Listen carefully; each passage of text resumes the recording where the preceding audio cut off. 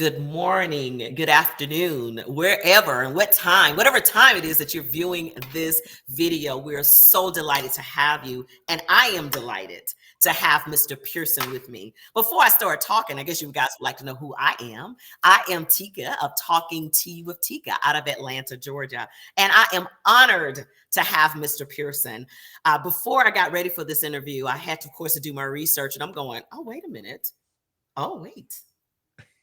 The Black Maestro. Wait a minute. So I am extremely honored to have the man of the hour in here with me talking this evening, Mr. Pearson. What in the world? Let's give it up for Mr. Pearson. I'll make sure I send the check before the interview's over. Listen, thank you so much for you're welcome. Groove on down. New York undercover. If you come with me, I want to stop right there for a second. What I noticed in that song, and guys, if you're not familiar, catch up. Just pay attention. We'll get you where you need to be. If you come with me, one of the things that really, really stuck out to me, not just the track, the lyrics. The lyrics matter. And in a time where in R&B and in music now, they say everything. There's nothing left to the imagination. Right. Nothing, right? You follow. The lyrics of this song, I can't even go any further. The lyrics of this song, there was a line that said, you're talking about meeting a lady, but there was something you said. You said, I can show you love. That's right. If you come with me, I can show you love, like real love, old-fashioned love. You see, some courting. You know what I mean? Now, Mr. Pearson, you're gonna have to bear with me because I'm a Southern girl, so you may hear some words and you go, "What did she just say?" Just ask me. Some courting. I can show you love. Yes, ma'am. To me, that is such a powerful, it's simple, but it's powerful. Listening to lyrics now, they literally tell you exactly what they want to do. This just said, come with me and I'll show you some things. Loved it. Also, I want to say Dunn and Bruce Street, there was some track. I'm so excited. I'm all over the place. Let me slow down. First of all, let me first establish this with you. What is the difference between a composer and a producer? If there's there's a slight difference, of course. The composer and the producer operates in two ways. The composer, of course, speaks for itself. I compose the music, you compose the instrumentals, you compose the lyric, you compose so forth and so on. The producer is the one that also adds the technical side of it. He actually produces the music. In other words, to hear the music, to hear the end result. So putting together the compositions in all of the instrumentation. And then at the end, the producer is in charge of mixing it all. It's very similar to what you're doing here. You tape, you talk, you film, whatever, and then you go back if you need to edit. That moves into the production side of it. That is the producer. So that's pretty much what it is. So the producer has more of the end creative power, if you will. And the composer, of course, is the beginning of it. It's the composition, it's the creativity of it in the very beginning. So that's the basic difference between the two. Award-winning pianist, composer, arranger, recipient of countless music awards. They call you the Black Beethoven. Yes. Did you name yourself that? Or were you given that name? A little both. Okay. A little both. And I'll as I say, I'll give you the quick story of how I became the Black Beethoven. In my career, I've been blessed. So you'll have to read I'll say it this way. So, I started with the OJs and all of that. And I was fortunate and blessed to be out with them in the Madison Square Garden and all of those things. And it gave me the opportunities. But what I also did was one of the original OJs told me when I was even in college, he says, Dunn, you need to also learn how to write for orchestras because basically we didn't have an arranger in Cleveland, Ohio, which is where all of us are from, the OJs and all of us, we're all from Ohio. All right. So you put that together. So I then went to school, Kent State University, to study how to write for orchestras, and I did exactly that. So I became an arranger, if you will, and so I could write for horns and strings. All right. So my career when I moved to New York after the Dunn and Bruce Street, as you talked about all of that, and I was fortunate enough to move into movies, doing movie scores and commercials, McDonald's, and all of that kind of stuff. And when I got to do a Broadway show, then I started to have confidence in myself. Then from that, because I was like, okay, if I'm on Broadway, hey, if you can make it on Broadway, that whole You've thing. made So, it. right. Right, All right. right. So let me move to the so what happened was I'm now in California and I got what they call the big time, if you will. I got this agent, and all this kind of stuff. So they send me over to one of the largest film composers representation in the country, one of the largest. So I tell the story this way, and so do not take the story literal. I'm just going to use a name so that it makes the story sound good. So if you take a Steven Spielberg, who's a great director, Okay. okay. So I'm sitting in front of the agents that represents all of the big folks, the John Williams and all these big orchestrators, all the major leagues. So I'm telling them, well, listen, I want to score the same kind of films that John Williams is doing. I want to do Jaws and Star Wars and The Godfather. I want to, Wow. Wow. this is what I'm saying to them. So they said, well, Dunn, we would have to sign you because of the people that that brought you here. We can't tell you no. So we're going to be forced to have to tell you the truth. And so so now I'm bracing. This is a young Dunn, but I'm like Right. bracing now. Like, okay, what does that mean? Right, right, What does that right, mean? All right. right. So let me tell you what it meant. So what it meant was they said to me, well, we have to be real with you. It's going to be very difficult for us to get you those jobs that you want. And so I said, why? And they said, well, quite frankly, the color of your skin. Ah, And so I said, well, what does, so we go on buying it. He said, but here's the deal.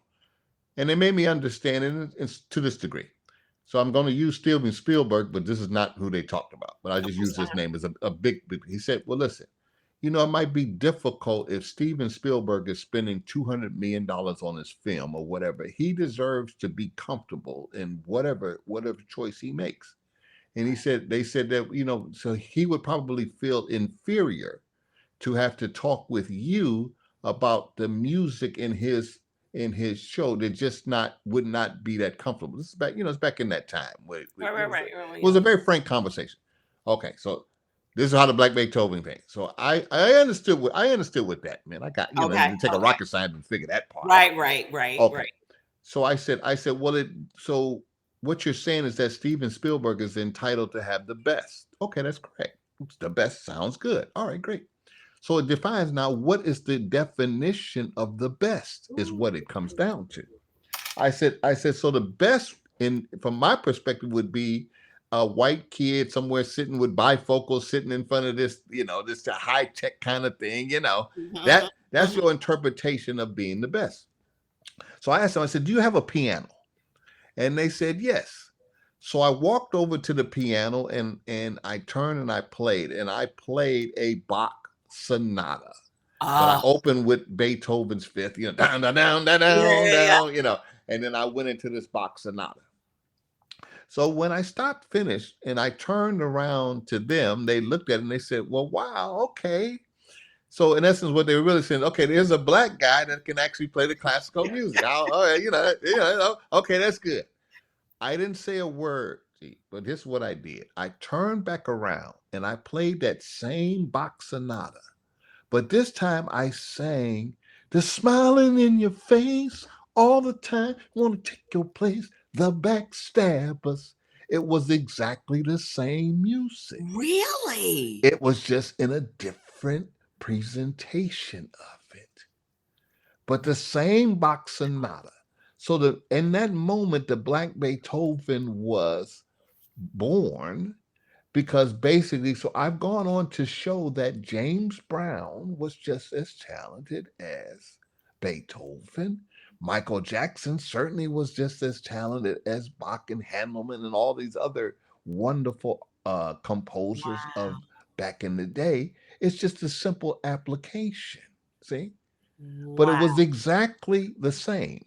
So so Wow. that's how the Black Beethoven was born because everything that I've done in my career, no matter what genre I'm playing it in, I sort of still mix those two in. You get a little flavor. If I'm doing something with the R&B, you're Mhm. going to hear a little touch of the classical in that, because to me that was self-serving. Yeah.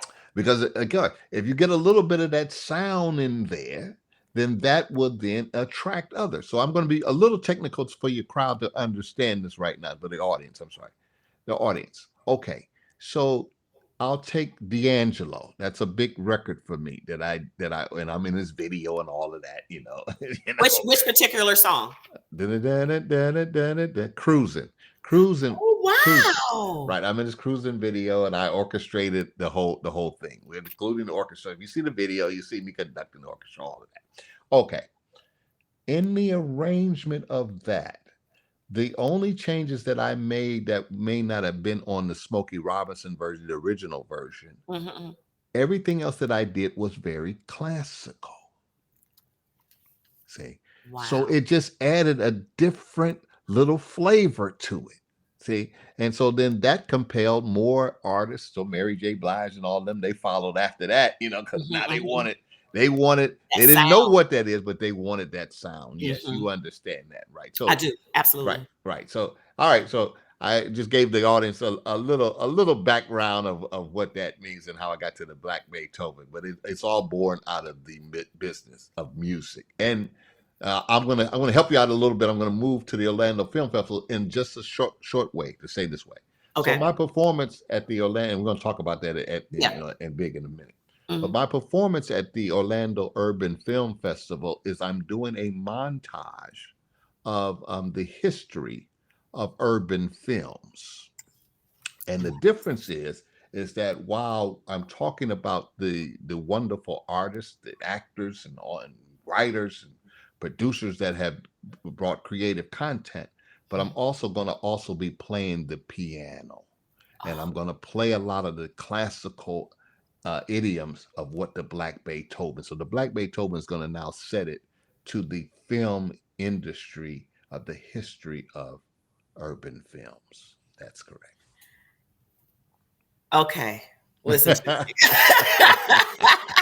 There's so much to unpack in what you There's a just lot. said. There's a lot to There's a unpack lot to there. unpack there Yeah. because I would have to consider you, and correct me if I'm wrong, definitely a person that helped to open those doors for Yes. other composers and No people doubt. like that to come along. No doubt. Um, how important is it to you? And I'm sure it's extremely important that our youth stay in the arts, that schools keep arts keep those electives, because they're slowly fading away. You say Yes. you learned this gift young, and I'll Yes. ask I'll ask a little bit more about kind of what were your influences and what made you kind of go into this arena. But how Yes. important is it that we keep, so we can have some more young folks like you 50, 60 years from now say, I am the next black baby, you know what I mean? Well, how important is that to you? Well, it's everything. It's everything Mhm. because as you said in the beginning, in my ministry of music, it's to me, it's all about what God and what you can do to move forward, what you can Mhm. do to move His work upon us, Yes. and so it's very simple to me. Yes, the youth, they are, though. I'm gonna say it this way: that wonderful Broadway show of Hamilton, that was a awesome display of bringing the two idioms together. Yes. They when I watch that, that brings tears to my eyes because that's Yes. basically the same concept by which I've been studied my entire career to do. So there's been many examples of that. The quite frankly, what happened is that the study of playing the actual instruments has decreased over the years. Okay, and that's just due to the sampling and all of the music technology that you Mhm. have today, where you don't have to necessarily be a virtuoso at your instrument to have success, if you will. Right, right. So that has brought down it, but that even in itself has brought a different kind of creativity to it, and we can talk about that at another time. But the direct answer to your question is this: there are many that are following in this mode because it has opened itself up. There's always a plus and minus in life. Mhm, mhm, And mhm. so when you look at it from maybe a minus in some of what we've lost, we've also gained a lot because the world is now open. See, Mm, so mhm. so so the internet has opened up to where everybody can find their own niche, and Yes. people now can grow to it. I get calls and accolades from over in Europe and over in Asia and Oh, over in wow. Africa, where I heard you say that the groove on down Yeah. piece. I am amazed by that. And one time a guy from Africa, he called me. He said, "Mr. Pearson," he says, "You don't understand maybe what your groove on down meant." And I said, "Well, it's just a record to me. I mean, I did it Yeah, back in yeah, the yeah. '70s. You know what I'm saying?" But what he said was that the opening of that song with the violins running, it represented a different sound, a different statement of music. And I didn't see it that way at the time, of course, because it's just what I do. Yeah, yeah, But yeah. it lands on the era of Barry White and all of those guys when they had those big Ah, orchestrations. It was the same kind of, they had that kind of impact on it. yes, And yes, he told me, he said, that groove on down, which is amazing. He said, that's one of the most top licensed songs that we have over here because it becomes a signature for that era of yes, music, right? So yes, I said, yes. wow, that's pretty incredible. But and that in itself was complete classical opening. See, that was totally classical. I, I, you and I, we got to really talk. I mean, I Yeah, really want to yeah, I want to dig, dig, dig, dig. yeah, When you mentioned the Barry Whites, and of course, this is, I was born in 72. Let me yeah, just first say that. yeah, So, but my whole family is into music. I love music. I love classical. I like music. I love music. I yes, noticed back in those times, it was full orchestras. You didn't absolutely, have, absolutely, whatever the little machines they have now. absolutely, And things maybe wasn't on a steady beat. It may be a little right. off because it Of was course, literally live live. That's right. instrumentation. That's correct. Um, and I was doing some other things, and I didn't even realize. Let me go back to Soul Train. I'm not sure when Soul Train started, but I didn't know that when Soul Train first started, they had orchestras. Like it was Yes. Yeah. wow. Yeah. Yes. Yes. Yeah. So when, Everything was orchestra in back in the day. Well, all the way back to even Barry Gordy. All those records had orchestra. and why do you think it changed from that? Do you think it was the cost to move a whole orchestra, or it just was easier? What would be your thought? The reason why they changed it? Well, okay. So let's talk about it from this perspective.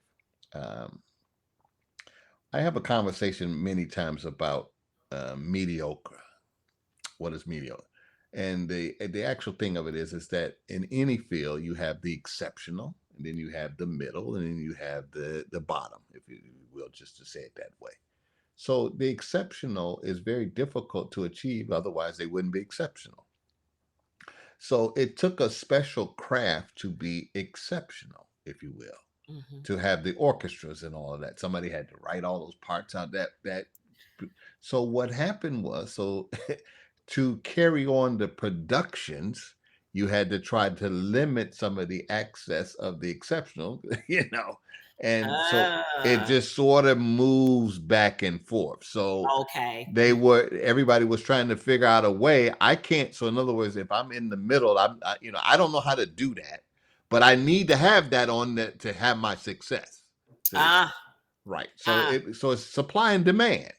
So yes. somebody had to figure out, okay, well, you don't need the orchestra anymore. You can actually do that. And then so sooner or later, that sound of not having the real orchestras took over, and it's because it's like I said, supply and demand. I don't know if you know about this new artist, and I'm just going to throw it out there, October London, Yeah. and he just did a tribute to Marvin Gaye, and a lot of the tracks are heavy on the orchestra sound or that, Absolutely. and it feels like it feels at home, like Yes. oh, Yes. or a breath of fresh air, Yeah. right? Exactly. And Exactly. it's not new, right? But for No. us, it No. feels No. like, oh, but it's been Yeah. around forever. Why do you Absolutely. think that nostalgia is there, even for somebody like me that was just born in '72 and really didn't know? Why do you think that exists? That sound that I just, oh, Well, life goes around in circles. There's mhm, nothing that's never new. It all comes back around, from our hairstyles to yeah, you name it. It yeah, all goes around in a circle. yeah, And yeah, and so what began to sound old and out of it back then, now of course it sounds new and refreshing. You know, you know, you know. yeah. It's like sometimes when I be riding, and I be around the young kids, and they say, "Oh yeah, I love this record." And I tell them, "Well, that was actually the Isley Brothers." Now, who? Right, So, right, you right, know, right, so right, it right. goes around in circles, and there's no doubt about it. The orchestral sound of it these days, it sounds, because it sounds grandioso. So it's, Yes, of course, so it's coming back around. Even Beyonce and them, they're using all of that big sound again. Yeah, big band sound. you got that big Yeah, sound again. yeah, just Yeah, Duke because Ellington, just yeah, yeah, yeah, just right, yeah. So they're just bringing it. It just goes around in full circles. That's circle, all. right? That's right. Yeah. And so for us, as being the creative side, it took me a long time to really understand that. It's just when your creativity hits the marketplace is when you have that. If you're on one part of that circle, then you'll have more success. It's just it's just how life works. So I've had to come with that, because my music, in many ways, I've been out in front of it, out in Yeah. front of the times, Yes. and that goes with it when you're trying to, with, like in my case, trying to be creative, trying to go Yeah. way out and beyond. So Hmm. I'll go back to D'Angelo, because he's a little younger, but he has the perfect story. It's a perfect story. When he Yeah. came out with his music, he was trying to reach out, and he was feeling like it wasn't going to be his time, because of course the music now was really going more hip hop and the Right. other Right. sound. And Right. I told him, I said, no, Trust you it. just got to trust it and let the people catch up to you. Hmm. Right? Hmm. Don't you try to go back to them. Hmm. Let them catch up to you, Hmm. and it will have that fresh sound. So I was telling somebody this the other day. It's very funny, and I'll make it very simple. So the record went gold. So I'm talking to him on the phone. I said, "Man, send my gold record over." And he said, "Well, done." He says, "You might want to wait like another week or so." And I said, "Why?" He said, "Well, because we're actually going to be double platinum in 2 weeks." I was like, "Well, Wow. excuse me." I'll wait. I'll wait. I will wait. Yeah. Wow. Well, excuse me. And what's so cool about that? You can pop in a D'Angelo record now, and it Of course. feels new. Like Yeah, it it feels feels like new. it just so it keeps it alive. It I keeps it like alive. that. Yeah. Do you think AI will ever replace someone like you? I'm gonna have to say yes. Really? Yeah, I'm gonna have to say yes. Yeah.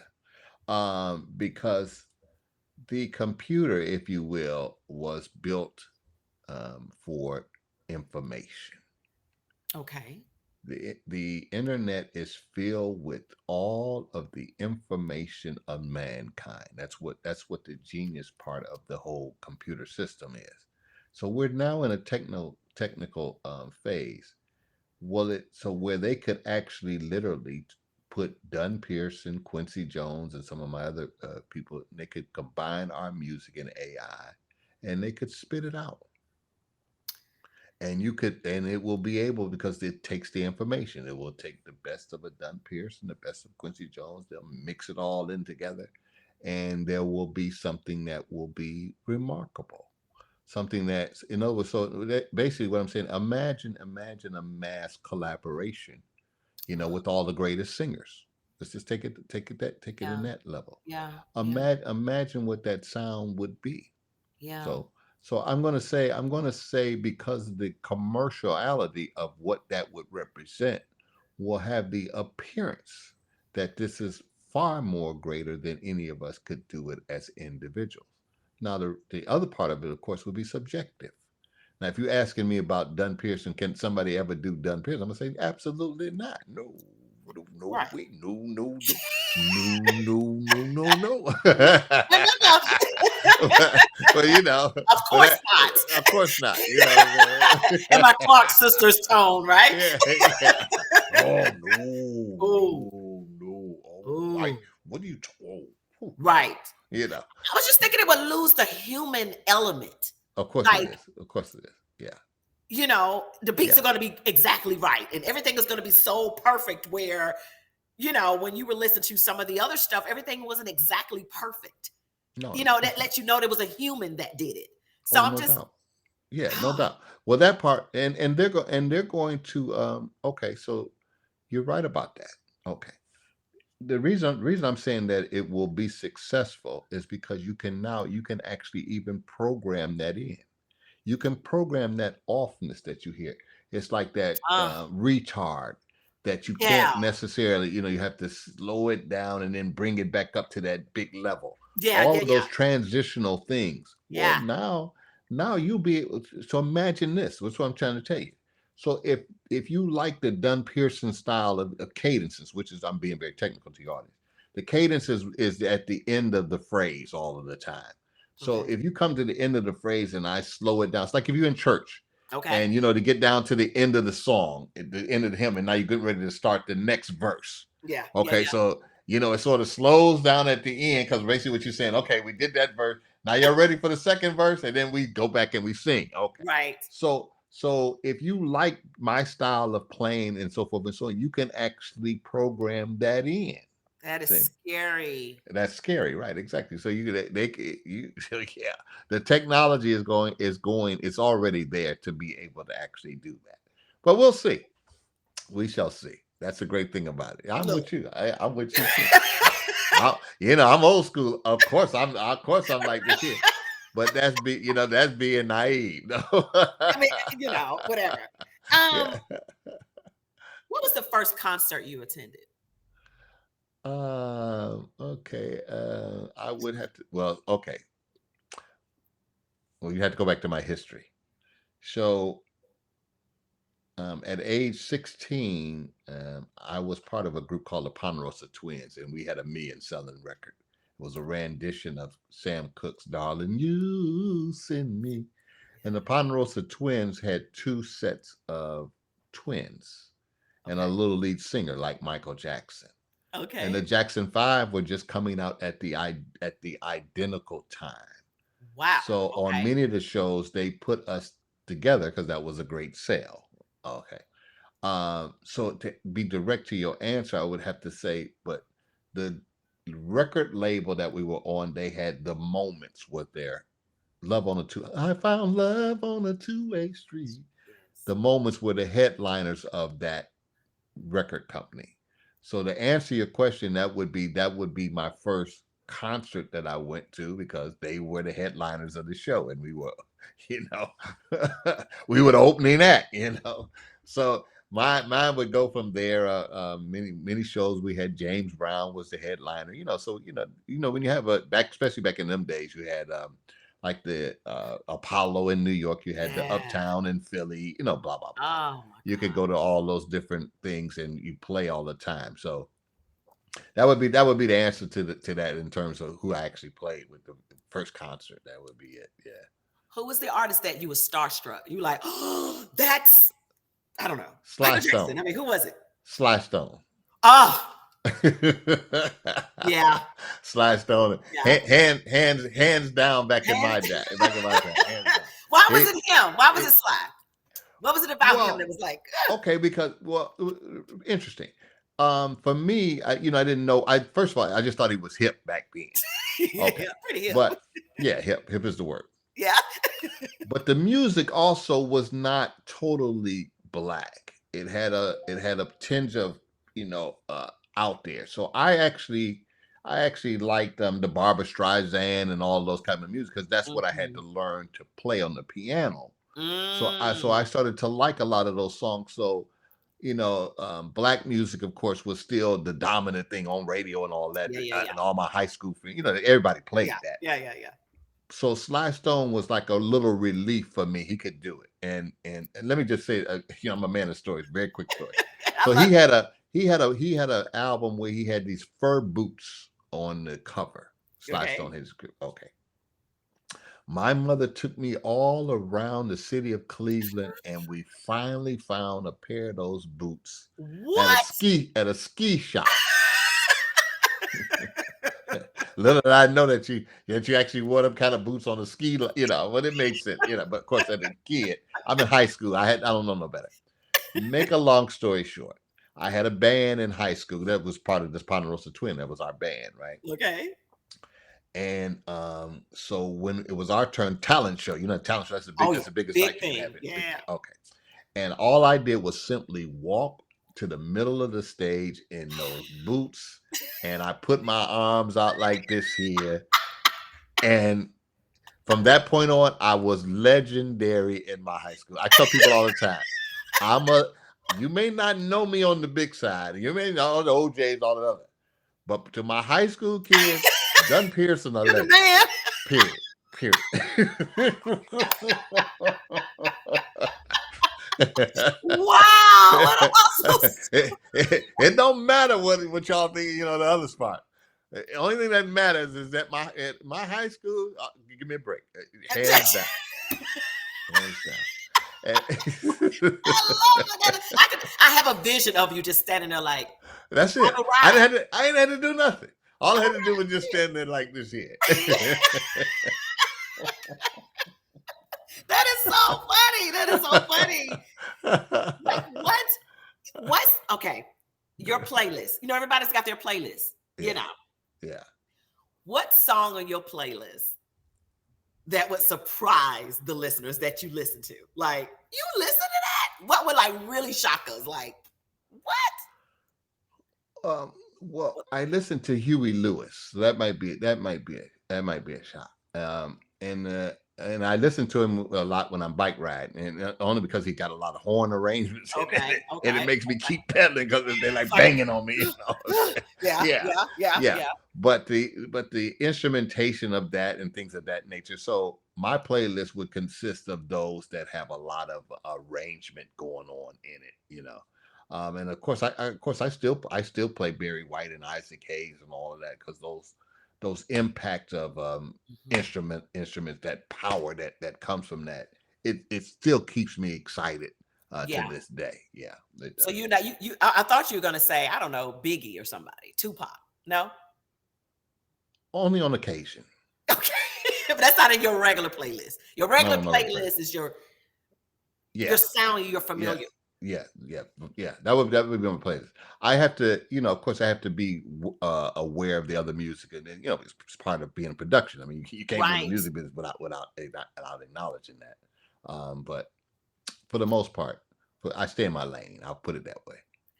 You've worked with so many artists over the years. Yes, I So have. one of my questions was, who's an artist out now that you would like to work with? Um, well, okay, so the easiest one would be her.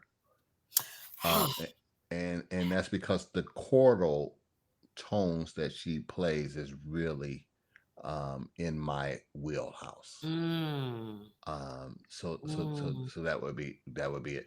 On the jazz side, Samara Joy Oh, is right there. I went to see her oh um, part in last year's Martha's Vineyard um, man. scenario because Will Down and I just did some arrangements on his latest album, and so he was on that show, and so we went. She's hands down is Oh, something that would be progressive. In other words, with her, you could play anything, and wherever she is in singing, it's going to be all right. wow. It's just one of those things. So When I hear her, I'm going, are you Nancy Wilson? Like, Reincarnated. Like, where did you come? Her sound is bananas. I'm going, where did Bananas. this young girl? How old? I need to find out how old. She looks like she's 20 or Yeah, 18. I yeah. mean, she looks She seems like a extremely. young thing. She's a young thing. Oh my God. So when I hear people like that are young, I Yes. often wonder, where did that love for that sound come from? Because you would think if she's 20, she would like to hear, something else, but that she liked the classical sound. That's right. Right? That's right. So that's That's right. that's just amazing to me. As you can tell, I could talk all day long, but I don't have all day long to have you. So I'm Well, gonna, I'm enjoying it, but I yeah, I know mean, we got to get to the reason I'm here. we gotta get to it. Um, you guys have something huge coming up in Orlando, the Orlando Urban Film Festival that's That's right. coming up end of this month. Can you tell us a little bit about this festival and what people can look forward to? Well, I'll say it this way. Let me start by saying about the founder. The founder is a lady named Marianne Eggleston, Okay. and she has dedicated herself to helping those in the film industry that has not had the opportunity to see it on the big level. I think that's the only way to say it. I mean, she's dedicated her entire career in the dream of putting this film festival together. It Nice. was, and so she went into the community of Orlando. She allowed all of those filmmakers and creators to have an opportunity to come and see their films in a movie theater, you know, which is Nice. which is always overrated or underrated. I'll say it that way, Yes. Mhm. because it's such a thrill that you work. These people work hard on putting their films together, Mhm. and then sometimes they don't get all of the exposure and the success that they're looking at, and then you have an opportunity where you can actually go. I always say it this way: we can go in and have some popcorn and sit down and see your Yes. movie like you have seen other movies. You get a chance Yes. to see Yes. yours. Yes. That in itself is special. That Yes. I call that being part of God's journey. So I'll Absolutely. start there with that from that aspect. Okay, so moving to the specifics of the Orlando Festival, Urban. Excuse me, now she's gonna kill me. The Orlando Urban Film Festival. I have to be correct on that. Yes. All right. So the overall of it is that this is the 10th year anniversary of it. So it's a special celebration. Yes. So we're going all out, if you will, on this particular one because obviously it's 10 years. It's been 10 years in the making. It's been 10 years of growing. It's been 10 years of everything you could possibly imagine in trying to do this because it's a huge undertaking, especially when you're not quote unquote targeting the big names. Right. Yes. So when Right. so there's always a sacrifice in any of that. Yes. That's pretty obvious. Okay. Yes. So but at the same time, the community, of course, is starting to support it, has been supporting it. And not only the people of the community, but also some of the businesses. Nice. Like one of the top sponsors, I believe, is United Arts from Orlando and so forth and so on. And they're big, and they've shared their support to see this growth, to see this happening. Okay, Yes. so the film festival. Let me get to the particulars. So the film festival goes from Thursday, August 31st, through September 2nd. So it's 3 full days of movies, music, meet and greets, and fun. Nice. So they call them blocks of movies. So they'll be available on Thursday and Friday. Thursday, of course, is the opening night. So it's like any other opening night, you know. It's all of the stars are gonna be there, and we're gonna all laugh and giggle, and people will be able to stand in front of the step and repeat and take pictures with us, and so forth and so Nice. on. But it kicks off around noon, though the actual where you can actually go to the movie blocks with these movies that I just talked about. So they Nice. have blocks of movie, and they basically run like from over the day to run from 12 to 4, 12 to 5. So Okay. you can go see a whole lineup of these movies that I'm talking about, and many of them are just really superb. That people have done Yes. wonderful, wonderful movies, and so um, those submissions that we call them, we've had 152 films this year submitted. So those are big numbers. So they've been sorted out and moved around, but it's a great display of local and creators of music. Excuse me, of movies that get Movies. a chance to show their films. So that happens Then in the evening time, they have opening night. Okay. We dressed to impress. And we have a little celebration that happens on Thursday. Friday basically does the same thing without the opening type of thing, but Friday evening we have a whole thing. So I believe, if I'm not mistaken, on the lineups, I believe that between Keith David, Yes. who's a award-winning actor from Platoon and Greenleaf and all of the big things. Yes. And then I think on opening night, music, video, and film director Lionel C. Martin is there. And Nice. Lionel C. Martin it's not a question of how many videos he's done. It's a question of who hasn't he He done. has right. You're right. So Wow. I'm sure you got the list over there, but there's too many for me. But his most, now say one of his most accolades of it is a film he did was called How to Be a Player, and Yes. that features Bill Bellamy and my man, gosh, I'm looking at his face, the comedian that passed on, Bernie Mac, Barney Mac. my man Mhm. Bernie Mac. So these are great evenings that everybody will be able to enjoy it, and of course I'll be tagging along in there. I'll be waving at folks somewhere in the In the middle of back with your in the back. with your boots on, right? Right, with my boots on, right, my boots on, trying to get my moment. So Right. those are Thursday and Friday, and those are at the CMX Cinemas, and that's downtown Orlando, Florida. The Nice. CMX Theater, so you can see all of that. Then Saturday in the morning, they also are showing some more screenings up until 4 o'clock. Hmm. But let me go back. I want to make this also too for community folks. We have what is called free community tickets, and they're lunch break movies, so they're free. So you can come and you can actually come in and see the films, and let the community support these people that have done wonderful things. Um, so come on out and see that. We have tickets. The tickets range between $25 and $75, depending on how many days you want to do it. 3 days, you want to do all of them, so forth and Okay. so on. Okay. Okay. So that's the area of it. This year, that makes it two things that are making it special, if you will. The first thing I'll say is that this year we're having an inaugural Veterans and Military Performing Arts Awards. And what that is that, yes, amen. We know we love our veterans. Yes. The criteria of the overall thinking of it is that we're bringing recognition to those military men that also have had careers in the film industry and so Yes. forth and so on. So we have like Jimi Hendrix, which I didn't realize was also in the military, Yes. and of course the great Morgan Freeman is Oh, another one who's also a military man who so you sort of get the idea of what that yes. represents. And Wow. then they're also, of course, they're representing a whole lot more military men that may not have those high profile things, but Right.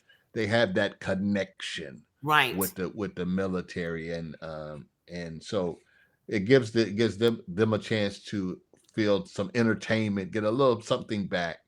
And just like the overall with Miss Eggleston and putting this together, she now gets a chance to highlight the military I folks, and love uh, that. and we love that, right? They're gonna come out with Yes. the full color guards and all of that. Oh, So on Saturday, which is my turn, so on Saturday we're gonna move to the prestigious Dr. Phillips Performing Arts Center. And this place here is way upscale. You're ooh. talking about a classical thing. I tell people, you almost got to wear a tuxedo and a gown to come see Dunn play. And it's so funny. I always make that little comment because back early on, my daughter, her boyfriend, you know, they were back in high school or whatever, and he made that comment. He says, "Well, Mr. P." That's what he called me, Mr. P. I Uh, said, Mr. P. He said, Mr. P. He said, the only thing I like about it with you is that I got to dress up when I come to your concert because they came to a concert I was playing with Melba Moore at Lincoln Center, ah, they had to be dressed up. He's like, there's a lot of difference when you come see Mr. P. you got to dress up. So You got to put on some fancy clothes, you got to right? put some Your fancy your hard clothes, bottom right? Yeah, shoes, right? yeah, exactly right. So at 4 o'clock, but that's also part of the actual award show. And so I'm the, as I said earlier, I'm going to play this montage of films and introduce it. And then that's when they actually award some of these wonderful filmmakers with awards, just like the Oscars. You know, these things Yeah. have an award show, pass out all the, people come up, Nice. get the, all of that. You know how it And is. get their flowers while they're Get still, that's right, yeah, that's right. Get the flowers, smell them good, get to you say something to the know, people, and love so on forth. them And and so stuff. Are you that's going to be playing the piano at all during this weekend? yes, I am. Yes, I am. Yeah, yes, I am. Yes, I am. That's the whole thing. It's my performance. I'm going to have some music that'll be on the screen with me, but for Mhm. the most part, it's just a big baby grand piano and done. Okay, and Oh my we're gosh. gonna do it. We're gonna do it the old fashioned way, if you will, from that perspective. I'm just gonna play. Oh my But I have gosh. some people, I have a choir that's going to sing in some of the spots and so forth. And so I'm going to trace the whole history of urban film. So Oh, that's like the beautiful. entertainment part of the evening. Of course, the main thing is what I said, the film awards and so forth and so on. That so we're looking for a great time. And again, this is a step up for the film festival to be such a prestigious event, and it's a celebration of the 10 year.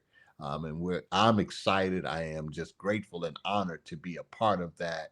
And I it's just beyond words for me, in all sincerity, on the serious side. It's what a wonderful event, and to be able to actually see this film festival grow, and we want to see it grow in the next 10 years to Yes. really reach the other levels.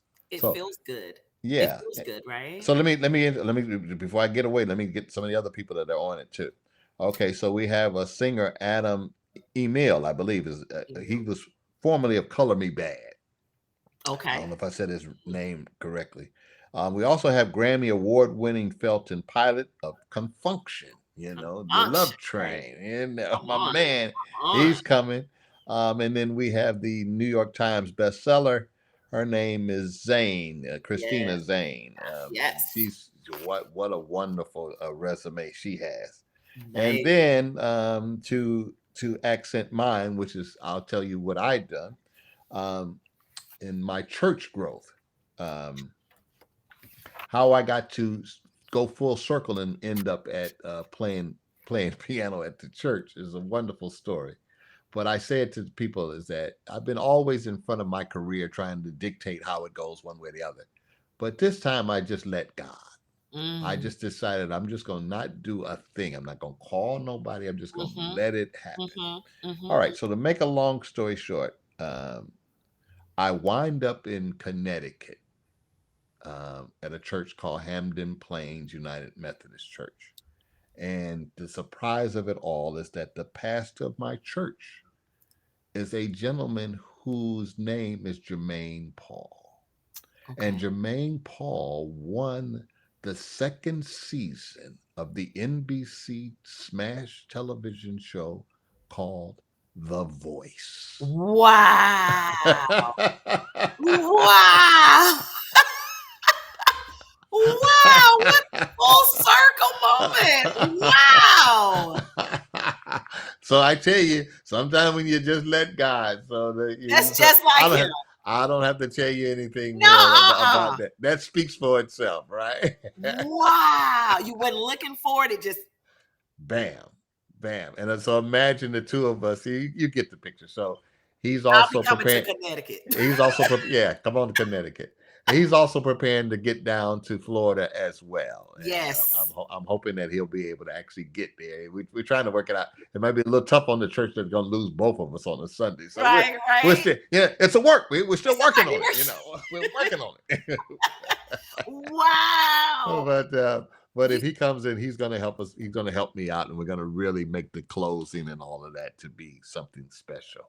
So we have a lot of special things in the evening. So the Orlando Urban Film Festival. I tell anyone if you're anywhere near the area and you like films and any of that, you got three fun-filled days of just having a wonderful time. if people would like to get tickets, anything like that, what do they need to do? Is there websites, anything like that they can go to? That is correct. You can go to the Orlando Urban Film Festival Okay. website, which is pretty much what it is. Oh, Orlando, it speaks for itself. It's spelled all the way out. Yeah, yes, it is. Well, wait. It's No, it's Orlando don't UFF. UFF.com. That's right. That's right. Mhm. That's right. I cut that Go out. ahead. So www.orlandouff.com for ticket information, for lineup information, anything that you may need should be on this website. It is there. Before we wrap it up, you mentioned the young lady Zane Yes. was, she has books and things like that. Yes. But I read somewhere that you have a book. Yes, I do. Uh-huh. Yes, I Masculine do. vulnerability. Yes, I do. Yes, I do. The power of the inner man revealed. Yes, yes. That inner thing. Here we go. Here you go again. Another quick story. Okay. So when I was approached by the publisher, I'm thinking, the regular book, Yeah. Rise to Success, blah blah blah, Yeah. all of that. And then they told me, said, no, we want to go to the vulnerability. We want to talk about the deeper man and thought. Wow. And so the first thing I had to do, I said I had to go to the dictionary, and I said, well, let me look up that word vulnerability. Let me see what I'm doing. What? So I was like, huh? What? Huh? It was hilarious. Did you have fun writing it? It was absolutely wonderful because it was an exercise of showing what men think, how I thought, and relating that to being a musician in that world. But it still parallels to the life of a regular man, Yes, absolutely. And so the people that have read my book and the comments that I've gotten back, it has been very, because they can all, everybody can realize it. And I'm sort of telling it from a funny angle in many cases of, what was going on with me. I'm thinking one thing, but of course it was something else that was really going on. Yeah. I'm thinking I'm one thing, and it's actually something else altogether. Something totally different. When I saw that, I'm like, you got a book? Do you think you would write another book? You think you would write more books, or? Yeah, I will. Yeah, I am. I really am. Yeah, because now I like anything else, you get better with it. But now that I've been through the process, and now I recognize the power of it as well too. It took me a minute. I had to really understand what that means. You hear about it, but you don't know until you actually get into it. Yes. And now I see where the niche would be and where I can actually help you. That's the whole thing. Of course, want to help somebody. You have to. Beautiful, because you have stories. You have great stories, and people need to hear it. And it needs to be in print where it'll live on and live on and live on. That's correct. So that's the purpose of the book, right? That's every single time. That's exactly it. Before we close, I have one question. Yes. What do you want your legacy to be? Very simple. That you can have a career in music and any of your dreams. You can really do it if you stay on the path of what you feel in your heart. That's what people will be able to take on. It doesn't matter about the quote unquote accolades and the success and all that. It's just, are you able to survive? Are you able to fulfill your own goals, inner goals, from moving from one step to the another? And I am a living witness of that. I have been blessed. I have accolades. I won that decathlon award with Quincy Jones and Bernie Drayton. Nice. Based upon what that says is that I've had success in all genres of the entertainment business. Wow. I've done movies, television, commercials, music, and Broadway. Wow. And so, like I told you, that one experience of high school, it's a fun one that touches me, the Broadway. Yeah. I did a play called Amen Corner, which was written by the masterful James Baldwin. Oh, and it was a joy for me that I was able to have my grandparents fly to New York City. Wow. Get out of a limousine. Wow. Walk into a Broadway theater, and the usher hands them a playbill. that has their grandson's Oh, name in it. I'm just saying that so mm, it does not matter. It's mm, the little things of it that mm, really stick out. See? mm, So mm. if there's a legacy there so when you can I that was a goal of mine. I wanted to have a career in it. Okay. And it just worked out. Life works out, God works it out. Mhm, mhm, Um the OJs, I got my big start with them. I played every place. I'm in that unique club of mhm, mhm, of mhm. those that have played Madison Square Garden to a sellout. I mean, and Wow. there's a small little group. It's like LeBron James and all Yeah, that. yeah, Okay, yeah. it's the same. It's the same thing. So believe me, I understand that. But the overall legacy is that you can do it. You really, really can do it in any field that you're doing. And it's a tough road. It's not easy. None of it is. Yeah. Life is not easy, Yeah. but I stand as a living legacy to say that. But if you put your mind to it and you go Mm, out there, I'm a mm, knowledge person. mm, I've mm, always wanted to be judged by mm. the character, excuse me, the content of Ah, what my knowledge base was, uh-huh. Uh-huh. and not the stature of my talent. No, Oh, not that's the name. good. I wanted to know the knowledge of the That's business. good. That's Exactly. good. And that, That's and that, and good. that, and that I'm gonna knock on some wood because I've Yeah. been able to actually do that. Period. But you've had So, adversities. You've had no, you've had, always. oh my God, those days you want to say, you know what, forget it. Let me just go work Oh, somewhere else. And let me just, right, right. oh You've had yeah, that, right? Yeah. yeah. Yeah. Yeah. Listen.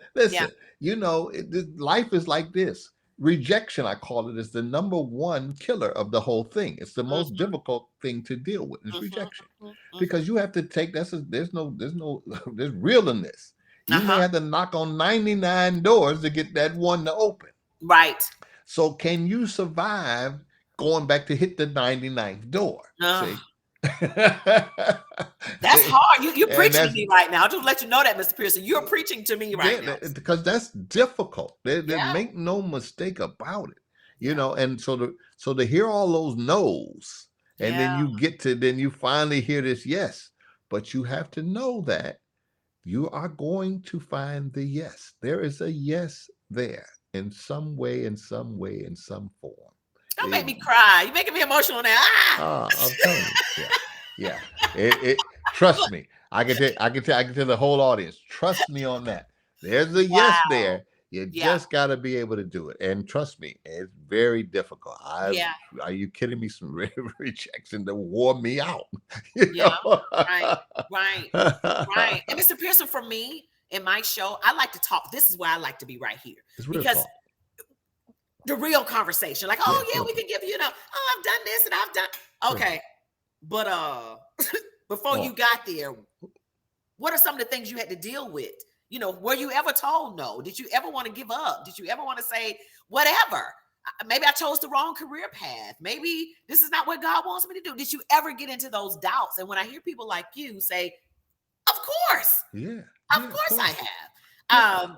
It's yeah. ironic that you would mention Melba Moore. I actually interviewed Melba, I guess about 3 months ago. Okay. And we got into some of those same conversations when she was getting into acting and, the whole racial thing that she had to deal with. And just, I mean, she really went there. And I'm just like this, like, wow, and you kept going? Yes. Yeah. Yes. Yes. Yes. Yes. Right. So Yeah. you're another living legend. Oh, I appreciate that. Thank you. Yeah, And Melba's she's got that same inner strength as well. Yeah, she's, oh God, you beautiful. can't put Melba down now. No, and she's funny too. So at the same time, she's like, I'm gonna let you know the real, but I'll make you laugh at the same time. I'm gonna let you know That's the right. real. That's right. That's Um, right. That's but right. I appreciate your time. I Thank you. appreciate you in all the things that you've done throughout your career to help youth, to help inspire, to help. First of all, you let the Lord use you with your Yes. gift. Amen. And I appreciate that for you sharing that with the world. And that's what I you've done appreciate for that. these many years. I You appreciate could that. have made a different decision and we never would have known who Mr. Pearson is. That's correct. But you let God lead you and you've done it. And we applaud you. We're going to give you your Uh, flowers right now on thank you so Talking very Tea much. with Tika. This has been Thank you. amazing. Thank you. Is there anything else we've covered a lot? Is there anything else we need I think we've covered it all. This has been wonderful. Thank you so much. And I do plan on being in Orlando. Now, listen, Mr. Pearson. Oh, Now, when I get down, I don't act like you don't know who I am. Oh no. No. Of course not, right? Of course not. Like I said, I've been in this game a long time. I'm gonna be on now. It's gonna be on. I know. You're gonna. Everything's on. We on. We on now. Okay. Oh yeah. Oh, it's showtime, right? Yeah. Maybe I'll put the furry boots on. Like remember? There you go. Hey, but anyway, we're looking forward to it again, guys. Thank you. The Orlando Urban Film Festival. Orlando UFF going down August 31st through September 2nd. Everything you need to know about this event, please go onto the website. Support filmmakers. Congratulations to all the filmmakers that were able to get their films presented this year. Congratulations to you guys. Also, I want to say congratulations to the ones that maybe didn't get picked this year. Does not mean no, does not mean that. Keep going. So congratulations to all of you guys. We applaud you. We will see you guys in Orlando, Florida. Love you, Mr. Pearson. Thank you so much. And bless you. God bless you. God bless you. You take care, sweetheart. Thank you very much. You're welcome.